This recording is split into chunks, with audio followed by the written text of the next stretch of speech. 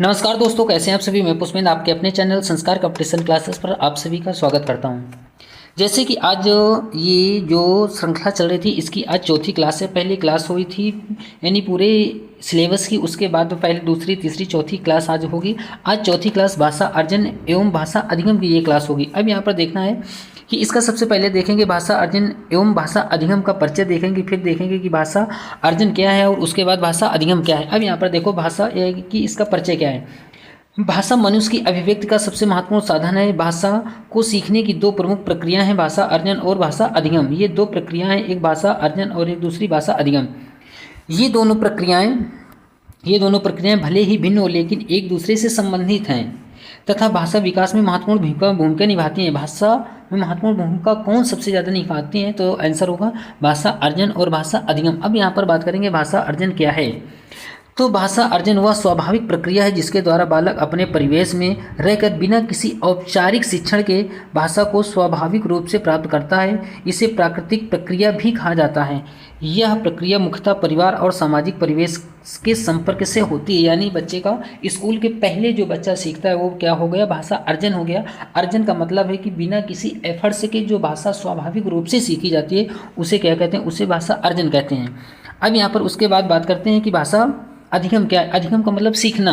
भाषा अधिगम वह सचेत एवं औपचारिक प्रक्रिया है। देखो यहाँ पर भाषा अधिगम औपचारिक प्रक्रिया हो गई और यहाँ पर जो भाषा अर्जन है ये औपचारिक शिक्षण में का स्वाभाविक है। ठीक, स्वाभाविक प्रक्रिया है।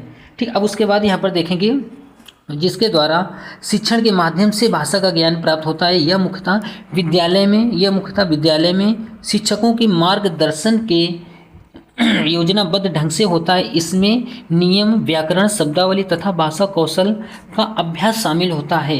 अब यहाँ पर देखो, यहाँ पर नियम, व्याकरण, शब्दावली तथा भाषा कौशल का अभ्यास शामिल होता है, जबकि भाषा अर्जन में क्या होता है, परिवार और सामाजिक परिवेश से जो मतलब भाषा सीखी जाती है वो भाषा क्या होगी, भाषा अर्जन होगी।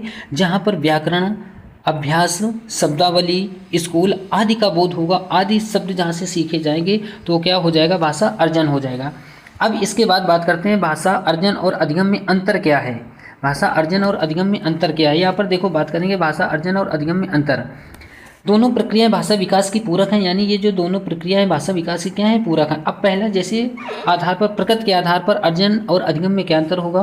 भाषा अर्जन स्वाभाविक होता है यानी प्राकृतिक होगा और भाषा अधिगम सचेत और औपचारिक होगा। सचेत और क्या होगा, औपचारिक होगा।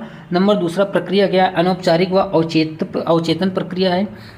इसमें औपचारिक एवं सचेत प्रक्रिया है। और अब देखो अवचेतन का मतलब क्या होगा और सचेत का मतलब क्या होगा, यानी जिसके लिए बिना एफर्ट से लगाए जो भाषा सीखते हैं वो क्या हो जाएगा, भाषा अर्जन। जिसके लिए कुछ ना कुछ कार्य करना पड़े उस चीज़ को सीखने के लिए वो क्या हो जाएगा, अर्जन हो जाएगा। अब उसके बाद देखते हैं तीसरा स्थान, घर, परिवार, परिवेश, ये इसके स्थान होंगे। इसके भाषा अर्जन के घर, परिवार, परिवेश ये होंगे, सामाजिक परिवेश होगा। और भाषा अधिगम का विद्यालय होगा, कक्षा होगा, शिक्षण संस्थान होगा। ठीक, उसके बाद नियंत्रण क्या होगा, बालक स्वयं नियंत्रित होता है, इसके द्वारा शिक्षक द्वारा नियंत्रित की जाती है। यहाँ पर भाषा अर्जन में पूर्ण रूप से बालक नियंत्रित होता है और भाषा अधिगम में शिक्षक द्वारा नियंत्रित की जाती है। ठीक, उसके बाद यहाँ पर इसकी त्रुटियाँ क्या होगी, त्रुटियाँ स्वाभाविक एवं स्वयं सुधरती हैं। त्रुटियाँ सुधारने के लिए मार्गदर्शन की आवश्यकता होती है, जैसे यहाँ पर स्कूल में टीचर हो गया। ठीक, 6 नंबर उदाहरण, मातृभाषा सीखना। यहाँ पर भाषा अधिगम द्वितीय भाषा और विदेशी भाषा सीखना। भाषा जो अधिगम होगा द्वितीय भाषा के रूप में प्राप्त होगा और विदेशी भाषा के रूप में प्राप्त होगा। और यहाँ पर जैसे ये हो गया, यहाँ पर भाषा अर्जन क्या हो जाएगा, मातृभाषा में हमेशा अर्जन ही किया जाता है। ठीक, अब उसके बाद अब बात करते हैं भाषा अर्जन की विशेषताएं क्या होंगी और भाषा अधिगम की विशेषताएं क्या होंगी। उसके बाद बात करते हैं, यह जन्म से प्रारंभ होकर निरंतर चलती रहती है। कौन, भाषा अर्जन। यह अनौपचारिक तथा स्वाभाविक प्रक्रिया होती है। पहले ऊपर बता चुके हैं कि यह कैसी अनौपचारिक प्रक्रिया है। यह बिना किसी नियम ज्ञान के होती है। कौन, भाषा अर्जन। बालक की आवश्यकता एवं अनुभव के आधार पर सीखी जाती है। और अगला कारण होगा, यह भावनात्मक एवं सामाजिक परिवेश पर निर्भर करती है। यह त्रुटियों के माध्यम से भी आगे बढ़ती है। उसके बाद यह सोच विचार से नहीं प्रयोग से होती है। कौन सी, भाषा अर्जन जो होगा सोच विचार से न होकर किससे होगी, प्रयोग से होगी। और यहीं पर अगर भाषा अर्जन की बात करें, यह विद्यालयी और शिक्षा के माध्यम से होती है। उसके बाद यह योजनाबद्ध, क्रमबद्ध और उद्देश्यपूर्ण होती है। उसके बाद इसमें नियम, किसमें, भाषा अधिगम में नियम, व्याकरण संरचना का अध्ययन होता है। शिक्षक का निर्देशन एवं मार्गदर्शन आवश्यक होता है। भाषा अधिगम में इसमें अभ्यास, पुनरावृत्ति एवं मूल्यांकन होता है। यह त्रुटियों को सुधारने में सहायक होती है। यह भाषा कौशलों को विकसित करने में सहायक होती है। अब यहाँ पर दोनों का कमेंट, दोनों का समन्वय ही पूर्ण भाषा विकास का आधार है। अगर पूर्ण भाषा विकास करना है तो भाषा अर्जन एवं भाषा अधिगम दोनों का ही विकास होना अति आवश्यक है।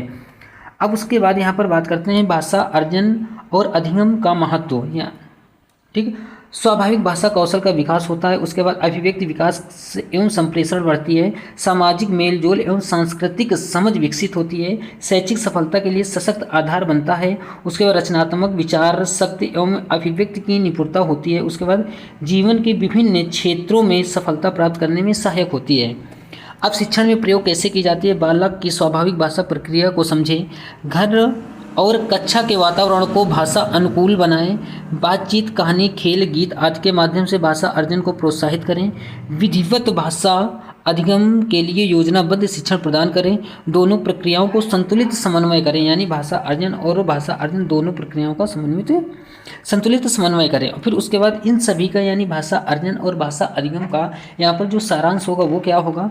भाषा अर्जन स्वाभाविक और अनौपचारिक प्रक्रिया है। अगर पूछेगा कि भाषा अर्जन क्या है तो आपका आंसर होगा भाषा अर्जन स्वाभाविक और अनौपचारिक प्रक्रिया है, जबकि भाषा अधिगम सचेत और औपचारिक प्रक्रिया है। दोनों की समांतर भूमिका से ही बालक का संपूर्ण विकास संभव है।